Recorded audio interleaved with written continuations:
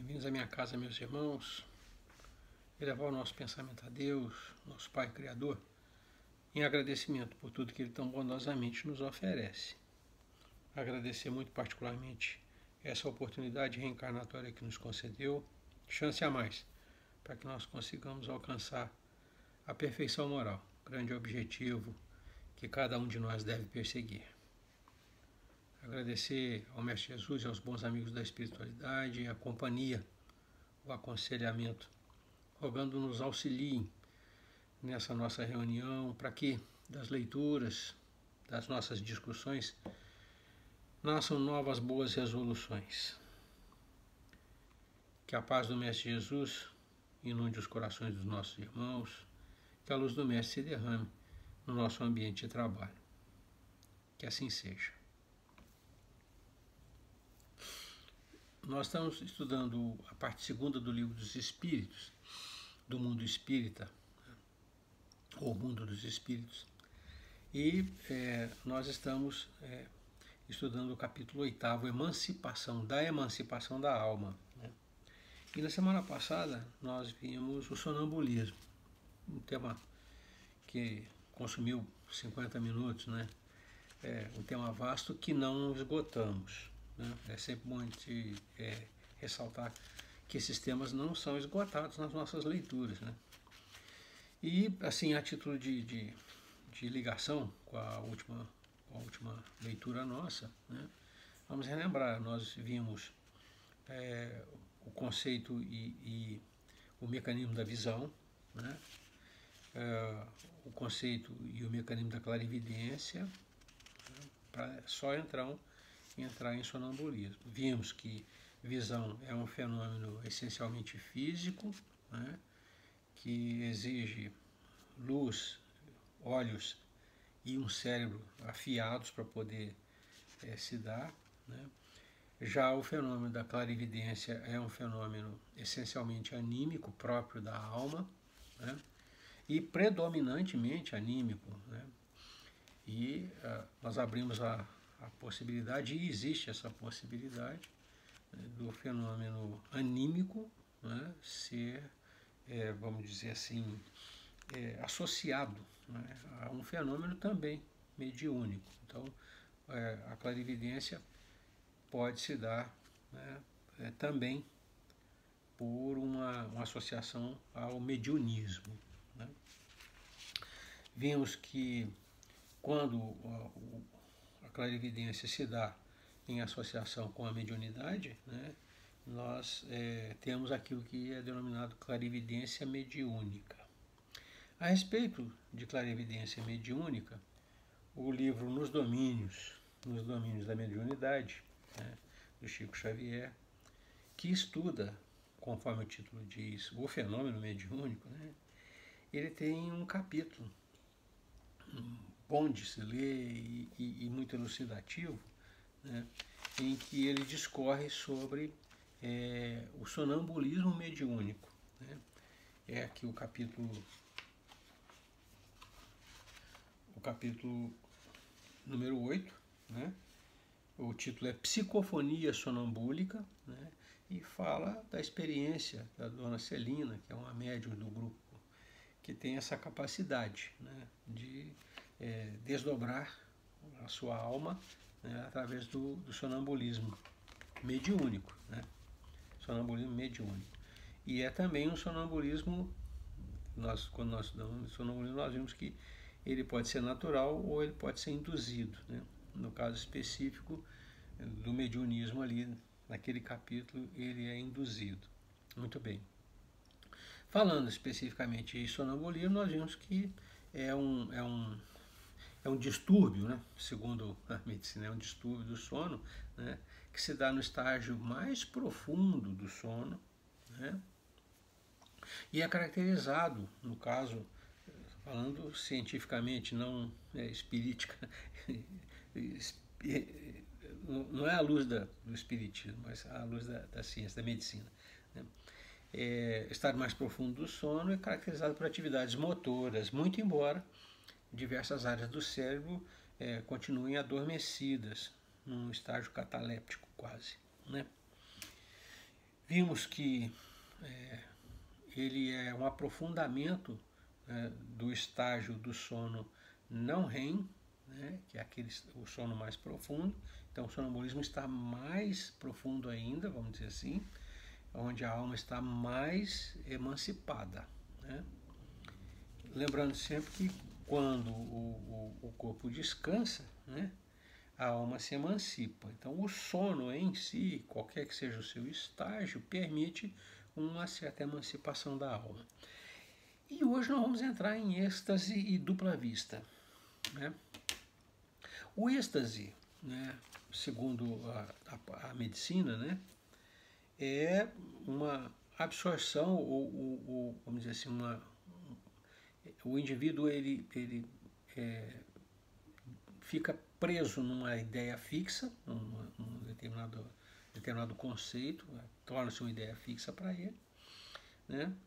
E é um estágio, vamos dizer assim, em que ele vai perdendo, por essa fixação mental, ele vai perdendo sensibilidade e motricidade, né?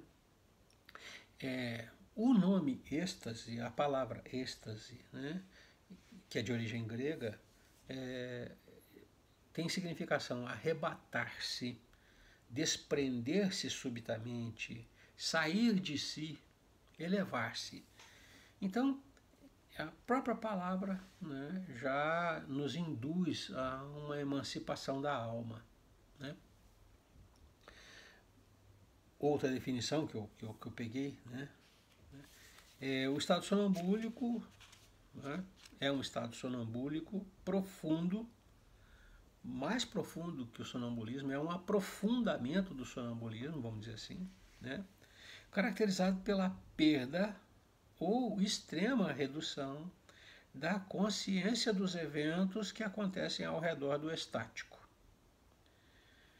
Caracterizado também por alterações emocionais, né, e um certo sentimento de sagrado.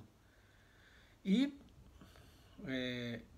na sua essência, na sua origem, o fenômeno se dá pelo mecanismo básico que é a emancipação da alma.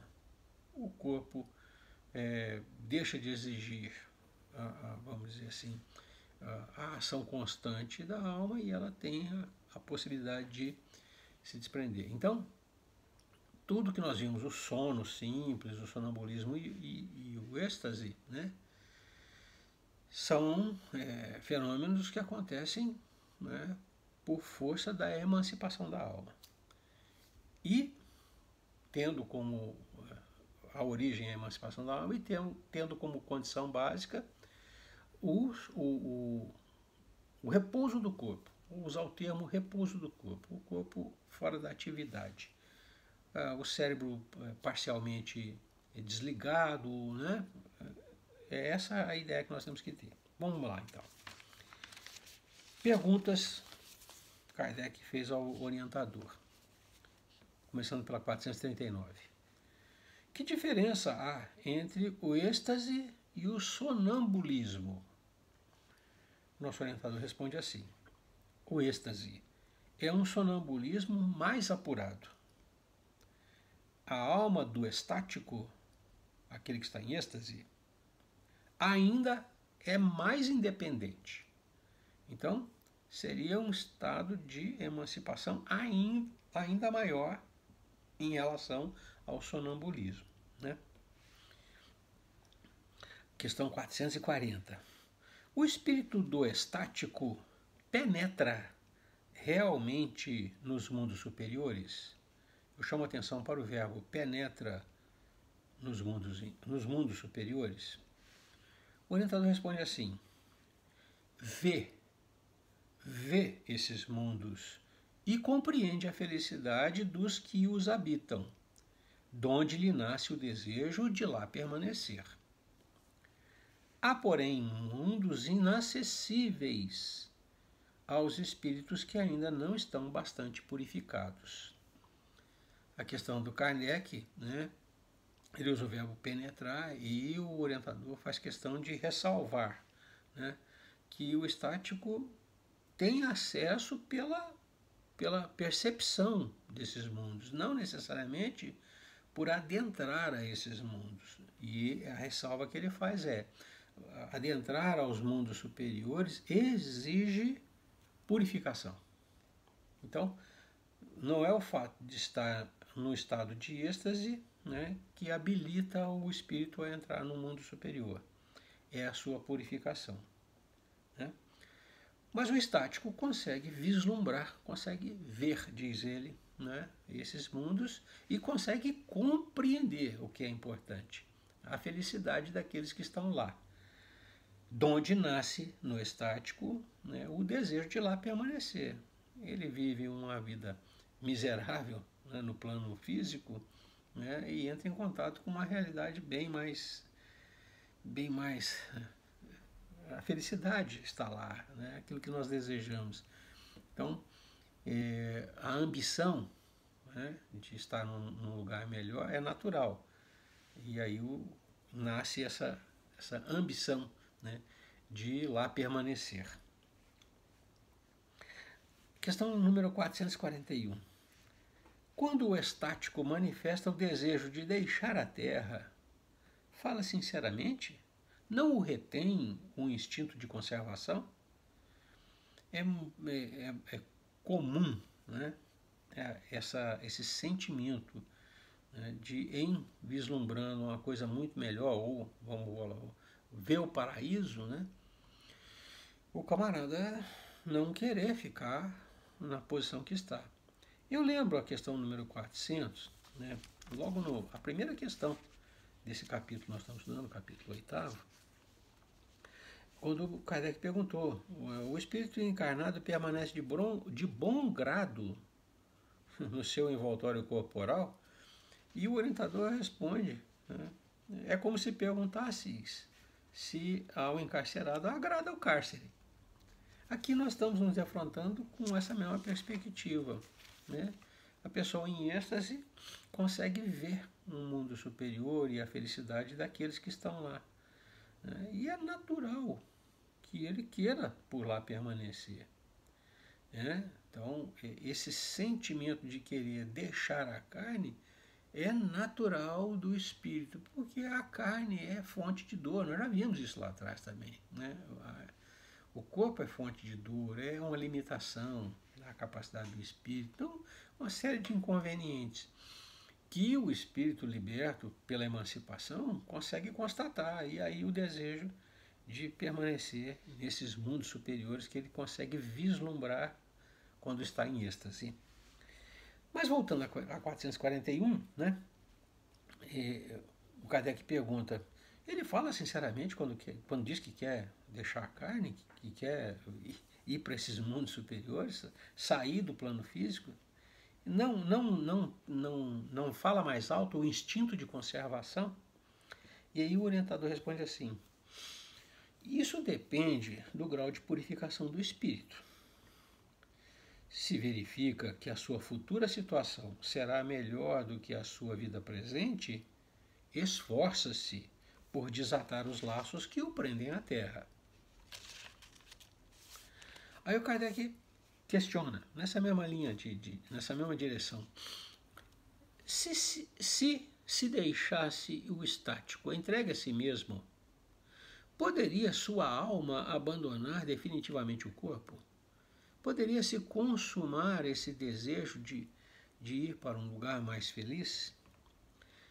E aí o orientador responde assim: perfeitamente, poderia morrer. Por isso é que preciso se torna chamá-lo a voltar, apelando para tudo o que o prende a este mundo, fazendo-lhe sobretudo compreender que a maneira mais certa de não ficar lá, onde vê que seria feliz, consistiria em partir a cadeia que o tem preso ao planeta terreno. Então, a resposta é positiva.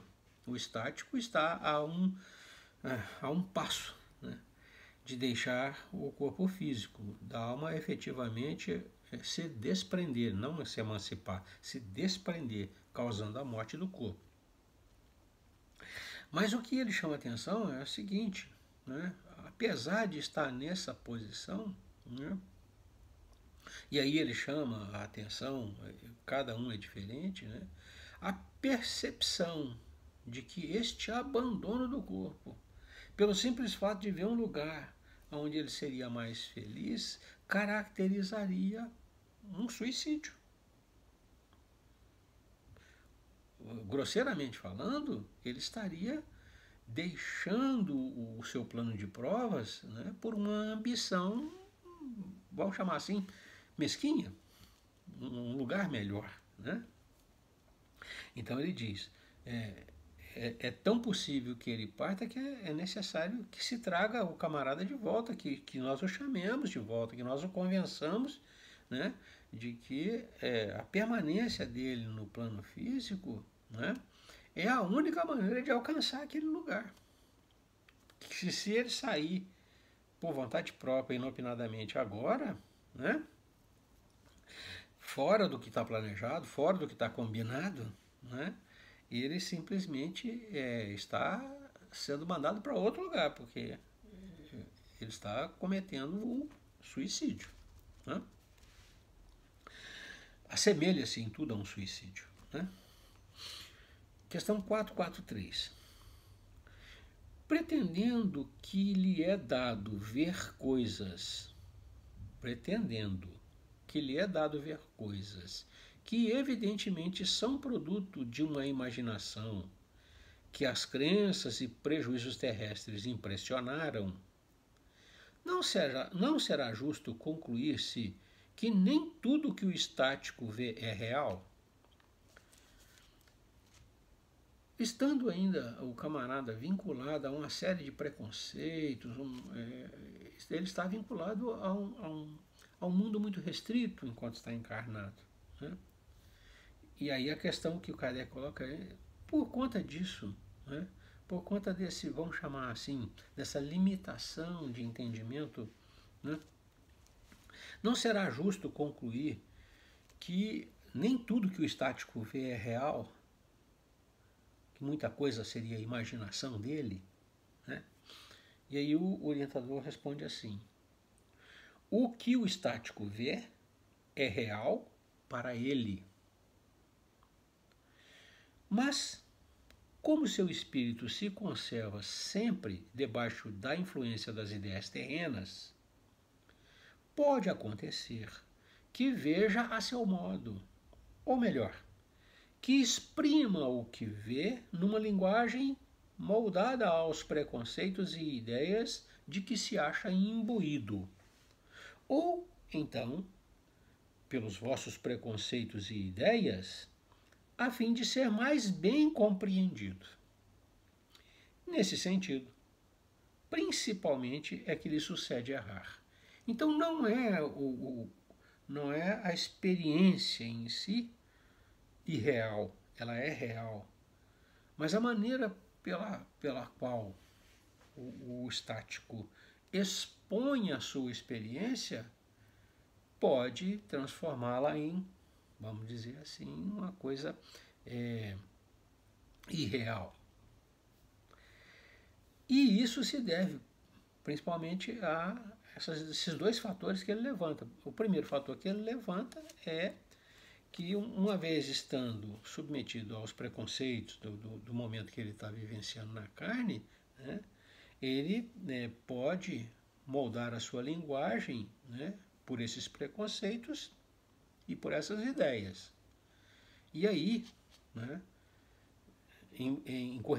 poderia incorrer em erro. E a outra seria que, através dessas ideias e preconceitos, ele se expressasse mal, a fim de ser melhor compreendido, construísse imagens, né, que fugissem da realidade que ele viveu. É nesse sentido, ele diz, que ele pode errar, na maneira como ele expõe o que ele vivenciou. Não o que ele vivenciou. O que ele vivenciou é real, né? Questão 444. Que confiança se pode depositar nas revelações dos estáticos, das pessoas em êxtase? Qual é o grau de confiabilidade? O orientador responde assim: o estático está sujeito a enganar-se muito frequentemente, sobretudo quando pretende penetrar no que deva continuar a ser mistério para o homem. Porque então se deixa levar pela corrente das suas próprias ideias, ou se torna joguete de espíritos mistificadores que se aproveitam da sua exaltação para fasciná-lo. A ressalva que ele faz aqui é muito pertinente. Toda vez que a gente avança no campo dos conhecimentos que ainda são vedados para nós, que nós não conseguimos alcançar, né, a gente entra num terreno pantanoso.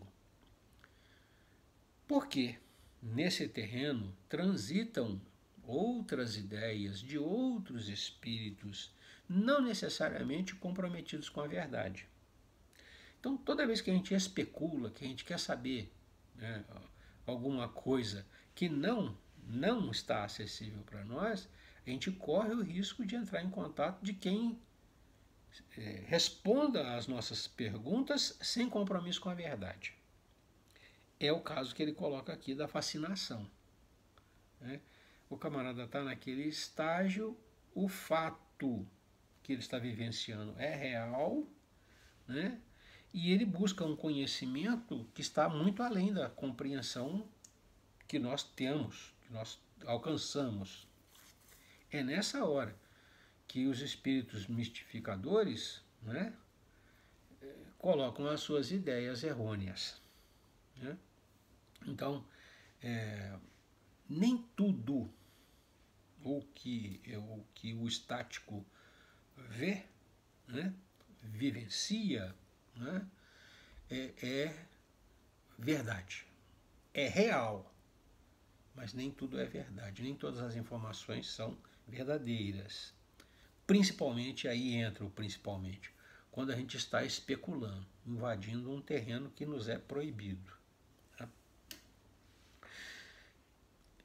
São as tais perguntas inconvenientes. Isso acontece muito, a gente fala disso no centro, nas reuniões. Pô, não faça perguntas, né, sobre coisas mundanas, porque quem responde assuntos mundanos é quem se envolve com eles. Então, se você quer saber a respeito de dinheiro, você vai receber resposta de espíritos que se interessam por dinheiro. É isso, é simples assim, não é? Aqui nesse terreno também, o camarada quer avançar muito além daquilo que consegue compreender, pode ser dado para ele uma interpretação completamente falsa. Ele não consegue entender, ele não tem capacidade de verificar se é verdade ou mentira.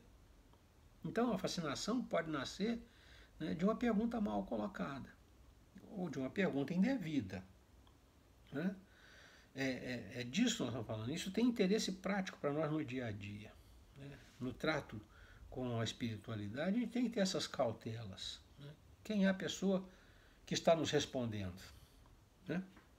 Se a questão é mundana, é um espírito bem próximo daquilo que nós estamos vivenciando, mundano como nós, né? Interessado nas coisas que nós estamos interessados.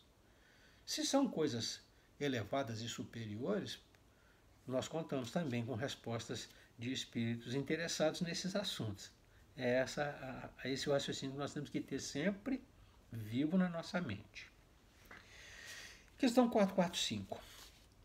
Que deduções se podem tirar dos fenômenos do sonambulismo e do êxtase? Não constituirão uma espécie de iniciação à vida futura? E o nosso orientador responde: a bem dizer, mediante esses fenômenos, o homem entrevê a vida passada e a vida futura. Estude-os e achará o aclaramento de mais de um mistério que a sua razão inutilmente procura devassar.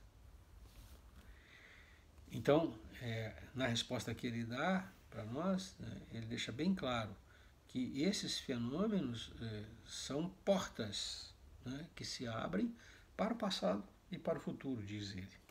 Né? É nessa condição de alma liberta, de alma mais livre, liberta não, mais liberta, nós estaríamos de volta à erraticidade, mais livre dos encargos do corpo, ela tem acesso a maiores informações. Né? Então, essa é a perspectiva. Ele diz, olha, a bem dizer, né, esses fenômenos são portas para o passado e para o futuro. E estude-os, e você achará respostas, aclaramento, para mais de um mistério. Aquilo que a gente não consegue entender pela lógica do momento, pelo conhecimento do momento, né? Esses conceitos que nós estamos estudando abrem oportunidade para a compreensão. Né? Então, aquilo que a ciência ainda não consegue explicar direitinho, esses conceitos espíritas abrem vamos dizer assim, uma opção de entendimento. Né? E por fim, a 446. Ele pergunta assim, poderiam tais fenômenos, e aqui ele fala de sonambulismo e êxtase, certamente, que é disso que ele estava falando anteriormente, poderiam tais fenômenos adequar-se às ideias materialistas? E o nosso orientador responde assim, aquele que os estudar de boa fé e sem prevenções, não poderá ser materialista nem ateu. Terá que necessariamente admitir a pré-existência e a sobrevivência da alma e terá que admitir a existência de Deus. Aí nós entramos em dupla vista, que é o segundo tema do dia de hoje. E em dupla vista, a gente tem que fazer essa introdução, a gente está vindo numa linha, né, de aprofundamento do sono, a emancipação da alma se dando pela, fecha aspas, relativa à anulação do cérebro e o repouso do corpo. E no caso da dupla vista, o que a gente tem é a desnecessariedade. Não é necessário que o corpo esteja em repouso. O cérebro, ativo em vigília, permite a dupla vista. A dupla vista, por definição, para nós é faculdade de perceber imagem pelos olhos da alma, ou seja, não fenômeno físico, não pelos olhos, né? Luz, olho, cérebro, mas pelos olhos da alma. Sem que para tal seja necessário que o percipiente, aquele que percebe, entre em transe profundo. Aqui nós vínhamos do sono, né, para o sonambulismo e o êxtase, aprofundando o sono. A dupla vista não. É a percepção das imagens sem que necessariamente o percipiente, aquele que percebe a imagem, entre em transe profundo. Ele naturalmente tem visão dupla, a física, né, e a da alma.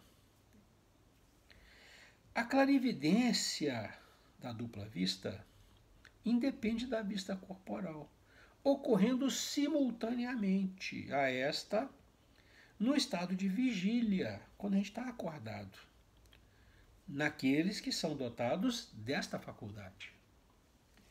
E aqui eu cito um caso, eu o atribuo a Chico Xavier, eu ouvi na minha cabeça, está guardado como se fosse. Chico Xavier tinha essa capacidade. Né? E certa feita, para a gente ter uma ideia de como é que são as coisas, ele teria dito a alguém, né, o senhor me desculpe, mas o senhor é encarnado ou desencarnado?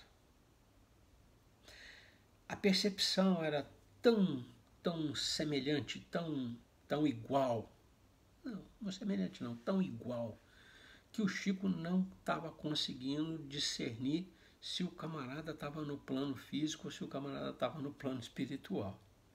Né? Ele confundia as duas visões. A do olho, que nele era muito ruim, diga-se de passar, eram olhos doentes, né? E a da alma, que era excepcional. Né? Então, fica o caos, né? Como uma ilustração.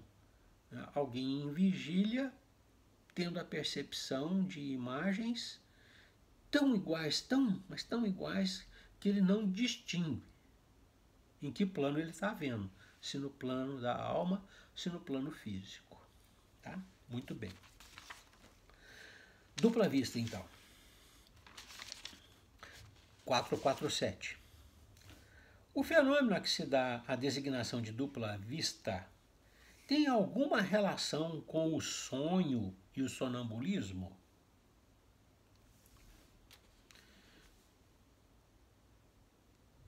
O nosso orientador responde: tudo isso é uma só coisa.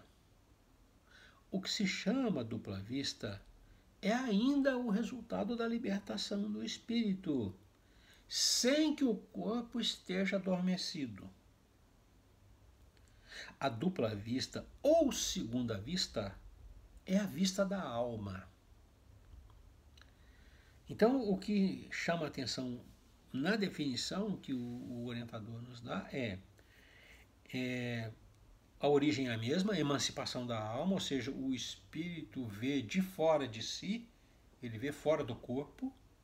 Né? Nós tivemos essa definição na outra leitura, semana passada, vê de fora de si. Né?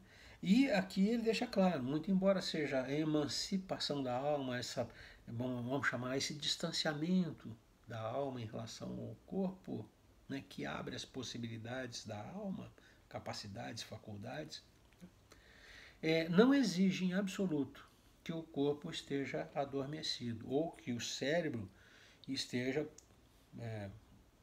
mais lento ou uma atividade menor. Tá? Não exige transe. Muito bem. Questão 448. É permanente a segunda vista? Acontece o tempo todo, é permanente, é nesse sentido. Né? O camarada tem essa percepção o tempo todo, como é o caso do Chico Xavier, que eu estava citando lá atrás. E o orientador responde assim: a faculdade é, o exercício não. O camarada pode dispor dessa faculdade, né? E ela é permanente, ela é duradoura, permanente, ela fica, né? Ela não é eventual, não é temporária, não é esporádica, é permanente. Mas o exercício, a ocorrência da dupla vista não é permanente, é episódica, vamos dizer assim. E aí ele completa assim: em os mundos menos materiais que o vosso, os espíritos se desprendem mais facilmente e se põem em comunicação apenas pelo pensamento, sem que, todavia, fique abolida a linguagem articulada. A linguagem do pensamento passa a ser preponderante, não exclusiva, é o que ele diz. Por isso mesmo, em tais mundos, a dupla vista é faculdade permanente, porque a alma está liberta. O pensamento é o meio de comunicação. Né? Liberta não. Emancipada. Esse liberta vai me derrubar. Emancipada, ela está mais fora, mais livre. Né? Não liberta, mais livre. Por isso mesmo, em tais mundos, a dupla vista é faculdade permanente para a maioria de seus habitantes, cujo estado normal se pode comparar ao dos vossos sonâmbulos lúcidos. Essa também é a razão porque esses espíritos, esses que estão nesses mundos mais elevados, se vos manifestam com maior facilidade do que os encarnados em corpos mais grosseiros. Então, ele faz essa, vamos dizer assim, essa ênfase, né, em que depende muito né, do grau de materialização, né, essa emancipação e, via de consequência, a vista da alma. Né? A vista da alma está relacionada a essa emancipação da alma, né? Ela vendo fora do corpo. 449. A segunda vista aparece espontaneamente ou por efeito da vontade de quem a possui como faculdade. Ela acontece espontaneamente ou ela é provocada? E aí ele responde assim: as mais das vezes é espontânea, porém a vontade também desempenha com grande frequência importante papel no seu aparecimento. Então ele diz, preponderantemente espontânea, mas pode ser provocada. Em quem tem a faculdade. Não é qualquer um que tem a faculdade, em quem tem. Toma, para exemplo, uma dessas pessoas a quem se dá o nome de ledoras de Boa-Nadicha. Boa sorte, leitores de boa sorte. Algumas das quais dispõem dessa faculdade. E verás que é com o auxílio da própria vontade que se colocam no estado de terem a dupla vista e o que chamas visão. Aqui ele cita esses irmãos, né, que têm essa capacidade e que nós conhecemos, são cartomantes, leitores de sorte, leitores de mão, né, adivinhos, que têm essa faculdade, têm essa capacidade, né, de enxergar pela alma, né, a visão da alma, né, e que provocam as situações, né, nas quais essa visão se aguça, se apresenta. Via de regra, diz ele, a maior parte, preponderantemente, é espontâneo, mas pode acontecer de ser provocado naqueles que têm a faculdade. Tá? Questão 450.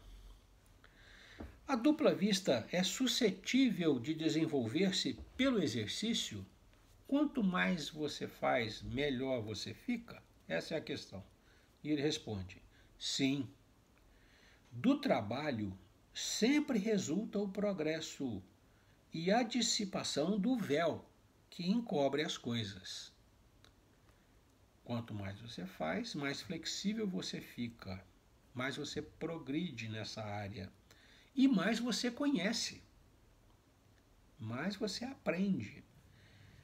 É quando ele diz da dissipação do véu que encobre as coisas, mais coisas vão sendo compreendidas e entendidas. E aí ele desdobra essa questão, perguntando, esta faculdade tem qualquer ligação com a organização física? Existe relação do organismo com a faculdade? E ele diz, incontestavelmente, o organismo influi para sua existência. Há organismos que lhe são refratários. Existem organismos em que essa capacidade é nula, refratário, ele é avesso a essa faculdade. Né? E aqui fica importante para nós essa afirmação do nosso orientador. Né? Todos nós temos uma organização física peculiar, né? Ajustada às nossas necessidades reencarnatórias, é todo um contexto. Né? Então, essa organização física pode ser mais suscetível ou não, é isso que ele diz, é isso que ele responde. Incontestavelmente, essa organização do corpo dita se essa faculdade é mais flexível, é mais ampla, é mais precisa. Tá? É isso que ele diz. 451. Por que é que a segunda vista parece hereditária em algumas famílias? Pais, filhos, todos com a mesma capacidade, com a mesma faculdade. E ele responde assim, por semelhança da organização, que se transmite como outras qualidades físicas. Geneticamente falando, a gente herda dos pais, o corpo herda dos pais, né? Então, a minha genética é originária da genética do meu pai e da minha mãe. Se essa característica já existia lá, é muito provável que eu receba essa carga genética. É isso que ele diz. E depois ele diz assim, depois, além da genética, né? Depois, a faculdade se desenvolve por uma espécie de educação, que também se transmite de um ao outro. Então, além da capacidade orgânica, da dotação física, né, ainda existe o convívio, né, que permite que esta faculdade seja explorada com mais naturalidade, que seja. É disso que ele diz. Então, esse convívio entre duas pessoas que têm a mesma faculdade, um pai e um filho, o filho, além de herdar geneticamente, ainda vê o pai manejando a faculdade com uma certa destreza, né? Então, é isso que ele diz. A pergunta é se haveria hereditariedade, e a resposta é sim, como outros caracteres orgânicos. Questão 452. É exato que certas circunstâncias desenvolvem a segunda vista? E aí o orientador responde assim: a moléstia, a proximidade do perigo, uma grande comoção podem desenvolvê-la.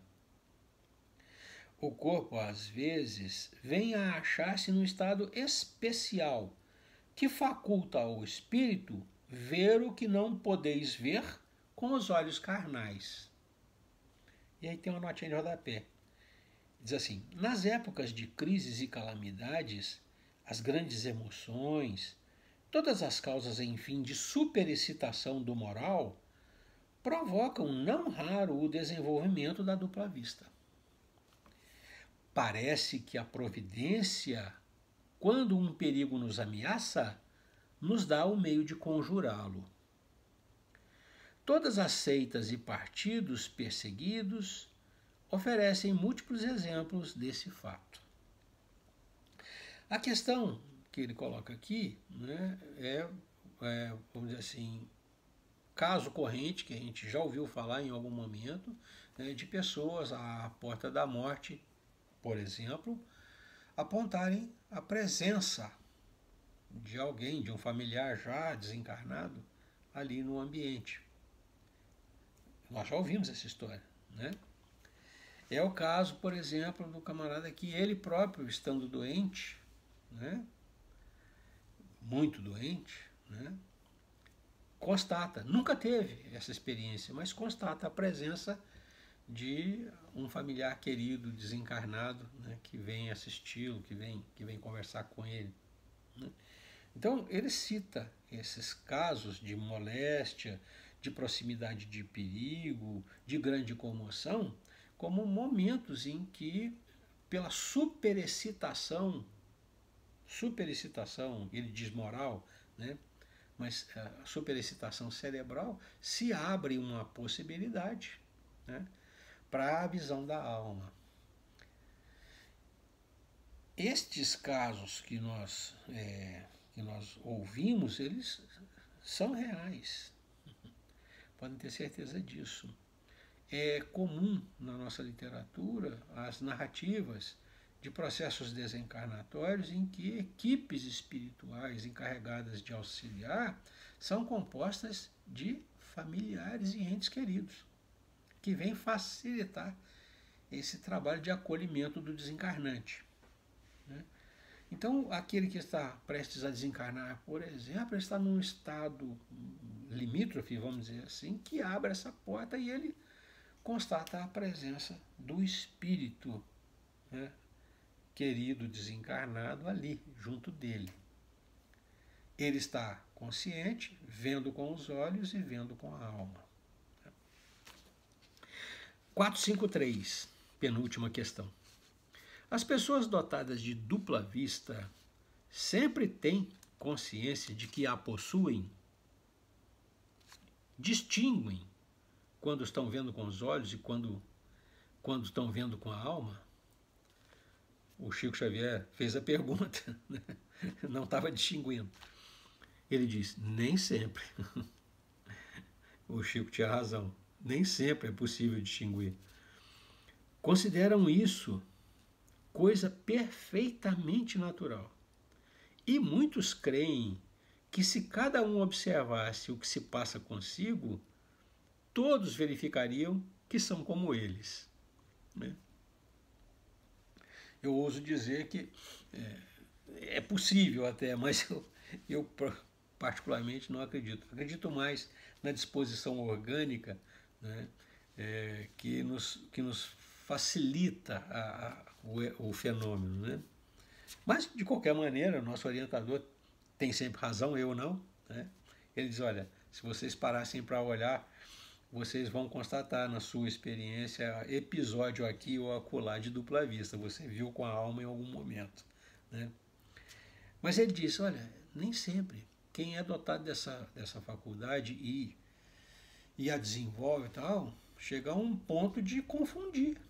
Eu citei o caso, né, atribuído ao Chico, exatamente para mostrar que chega a um determinado ponto que é tão natural, é tão comum e é tão igual, que ele já não sabe mais com o que ele está vendo, se é com o olho ou se é com a alma.